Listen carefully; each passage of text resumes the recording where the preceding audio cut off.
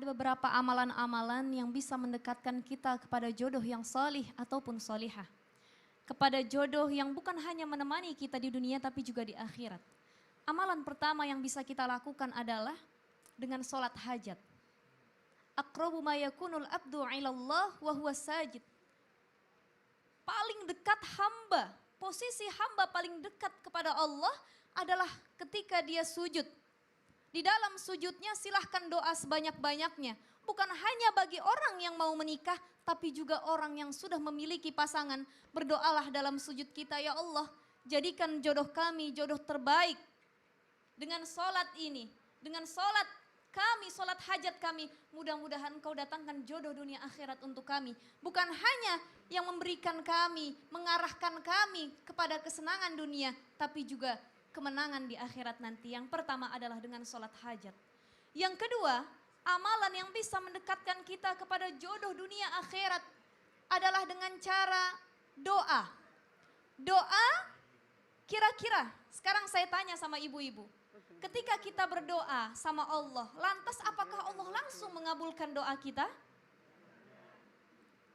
Contohnya seperti ini.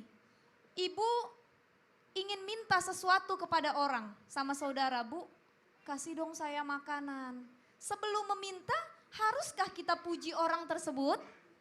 Harus. Haruskah kita baik-baikin orang tersebut? Harus. Sama seperti kita berdoa kepada Allah, jangan langsung kita meminta, tapi lupa kita memuji Allah Subhanahu wa Ta'ala. Maka dalam doa kita jangan lupa kita awali dengan kalimat-kalimat pujian. Ya Alim, Ya Hayyu, Ya Qayyum, birahmatika nastaghis. Wahai Zat yang maha hidup, yang berdiri sendiri, birahmatika nastaghis. Kami ini hanya hamba yang bisanya cuma meminta kepadamu. Seperti anak, dia kalau mau minta ASI sama ibunya ngerengek dulu kan, Bu? Mah minum susu sampai nangis. Sama halnya seperti kita, ketika kita meminta sesuatu kepada Allah, termasuk jodoh yang solih dan solihah, maka kita merengek dulu kepada Allah. Kita nangis dulu kepada Allah. Bahkan kita jadikan wasilah dalam doa kita. Dalam hadis Sahih Bukhari ada kisah 3 orang yang tersesat dalam gua. Kemudian jatuh batu-batu yang besar menutupi pintu gua tersebut. Mereka tidak bisa keluar dari gua. Kemudian mereka berdoa kepada Allah, ya Allah. Kata orang yang pertama, lelaki yang pertama dia bilang, tolong buka pintu ini ya Allah. Saya memang tidak punya amal apapun, tapi saya pernah memberikan nafkah atau memberikan pinjaman kepada pembantu saya. Dia tidak ada, kemudian pinjaman itu saya belikan kambing hingga beranak pinak banyak kambingnya. Ketika dia balik, saya kasih kambing tersebut dan dia tidak ada memberi kambing itu sedikit pun kepada saya. Tapi saya ikhlas ya Allah dengan sedekah yang saya berikan kepadanya. Apakah pintu tertutup? Belum, ternyata sedekah belum membuka pintu tersebut. Maka laki-laki yang kedua mengatakan, ya Allah, saya memang tidak punya amalan apapun. Ketika itu saya bawa susu yang banyak untuk memberikan suami, istri dan anak saya. Tapi ternyata mereka tidur.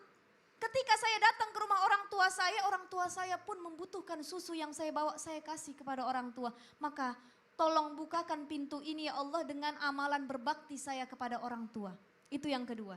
Yang ketiga berdoa, ya Allah saya memang tidak punya amalan apapun. Tapi satu ya Allah, ketika saya hendak berzinah melihat perempuan cantik yang mendekati saya. Bahkan saya sudah tidak tahan lagi ya Allah. Tapi saya katakan kepadamu, inni akhafullah.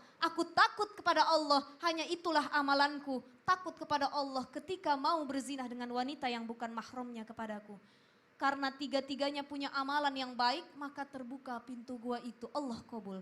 Jadi bagi para jombloan jomblowati bisa mengamalkan wasilah tersebut dengan sedekah, kemudian dengan berbakti kepada orang tua, dengan takut kepada Allah, bahkan dengan doa yang sebaik-baiknya. Rabbi, gimana doanya Ustadz tadi? Rabbi inni lima anzalta ilayya min khairin faqir. Ini doa Nabi Musa yang bisa mendekatkan diri kita kepada jodoh yang salih dan salihah insya Allah.